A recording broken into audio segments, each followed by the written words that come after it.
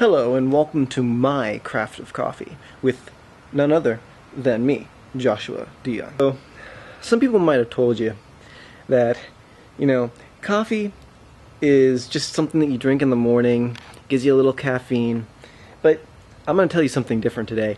It's quite a bit more than that.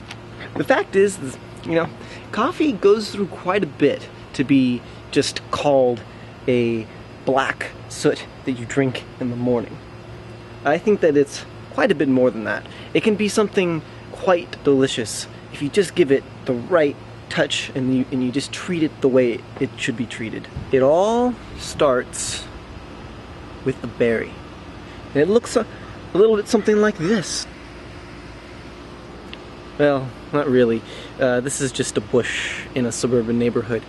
In reality, it is actually a bush that is grown in about 30 degrees of latitude from the equator in pretty much all across the world. You can either find it in Ethiopia, in the tropics, in every region in the world.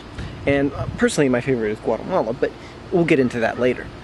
Now, without going into too much detail for this Coffee Confidential, let's just go and do a little bit of the background of what all of this coffee business is. So, it started with the first wave of coffee. That's basically right after the Boston Tea Party, when coffee was brought into America as a substitute for caffeine in that we used to have tea, and we just started drinking that as our beverage. And from then, it's caught on. And because the way that things were shipped back then, you couldn't really get it quickly from the source to the roaster to the person. So people got used to a lesser product. The second wave of coffee is basically Starbucks in the 90s. Pretty good stuff, but they take it and they're still processing it in the same way they did for the older type of coffee. So they're roasting it pretty much to the point where you can't tell the difference between really good coffee and really bad coffee. And it doesn't mean that Starbucks is necessarily bad, it just means that the tastes towards a darker roast coffee are basically what people are used to, and these are what people really want. So that's why Starbucks coffee is sort of what people would call bitter. Is all coffee like this? Because I've had coffee that's pretty excellent, and at one point I went to a coffee shop and they really were taking coffee really seriously, and this inspired me to make this video. To look deeply into really what makes coffee coffee, because when something is so drastically different from the first thing that you had, from the Starbucks, from the Folgers, it really fascinates you, and it gets you to go and look deeper into the reason why coffee is made the way it is, and how you could really get the good stuff. The third wave of coffee is exactly what I was just talking about. It's that really awesome coffee shop, those hipster baristas that wear glasses like such, and walk around talking about coffee and telling you every bit about the chemistry of making coffee and all that stuff, and you roll your eyes and you say, that can't be that good. It has to be a gimmick. But then you taste it and it's not a gimmick. The stuff is really good. What's up with this? So it's a really long process, so I'm going to try to go through it really quick. First, it starts with a berry. Then it goes and it's processed. It can either be processed wet or it can be processed dry. Processed dry is a more, old method of doing it. There's a processed wet, and that's like a newer way of doing it. It requires obviously more water, so the drier countries can't do it. The wet processing is the one you usually have. The dry processing is usually the craft people who do it in like Panama and stuff. Then it goes from there, it goes into bags, and the bags ship to America, and in America then they go to roasteries, and in those roasteries they take it and they roast it. And usually this is where most of the time the coffee kind of goes wrong. And don't think that I'm saying that everybody's drinking bad coffee, because this is just simply not true. There's stuff out there that's sweet, that's has a nuttiness to it. Sometimes it's chocolatey, sometimes it's vanilla-like. And these aren't just small, intricate flavors. We're talking about really vastly strong flavors that are coming from the soil that this stuff is grown in. And why would you want to burn that? Well, that's what some roasteries do. However, there are some roasteries that do it in a way that is awesome.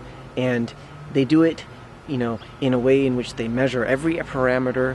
They take it and they smell the coffee as they're roasting it, and it's just a delicious a delicious smell that comes off of the beans. And it's not burnt, it's just perfectly roasted, just like a perfectly cooked steak. Now, where do you get this kind of coffee? Well, I'm not going to go into that. You can look at it on Yelp and whatnot. So from here, it goes to the house. And this is another place where it can go wrong. However, you can also make it go really right. Today, I'm going to show you how you can make it go really right. So, I'm going to demonstrate to you how you can make really good coffee at home. So it starts with getting one of those really fancy roaster people to make the roast coffee for you. Like this. And then it goes to your cup. Well, not really. First it has to go through a coffee maker, and actually no, first it has to go through a coffee roaster. So you start with a roaster. So what we have to do is first we have to warm up water, and then we have to take it and we have to put the coffees inside of the grinder, and then once you grind it, then you go ahead and you put it inside of the coffee maker, and then you have to the coffee maker, then it goes in the cup, and then you drink it. Freaking awesome coffee.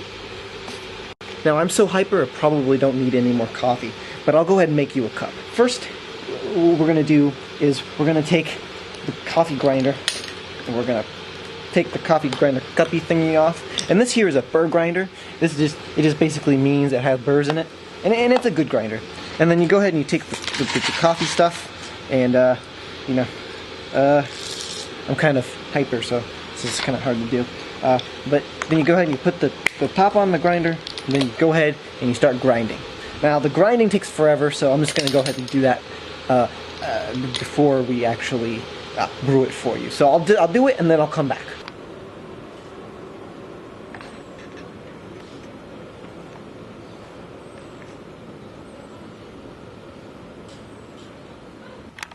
So I'm using what we like to call an AeroPress, and I'm using a burr grinder. Now these are just fancy ways of making coffee in which it actually covers the beans completely, so that you get this really rich and full-bodied cup of coffee. Now that's just a fancy way of saying a really good cup of coffee. So the first thing we do, like I said, I probably don't need any more caffeine, but I'm making this for you.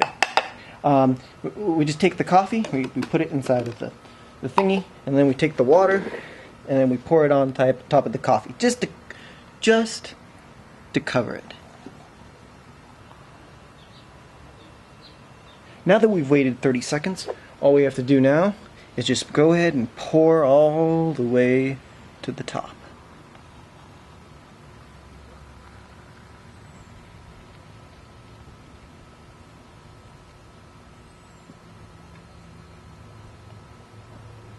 Like so. We take our filter, we run a little water through it so that it's all sticky. And this is just what I've learned how to do it.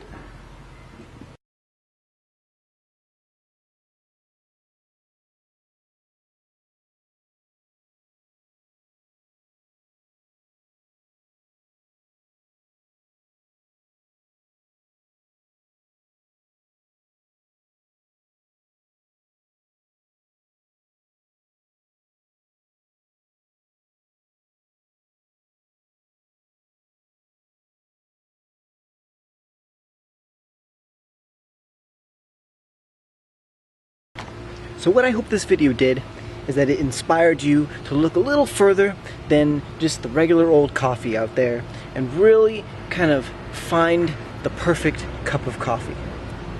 Cheers, and don't forget to be awesome.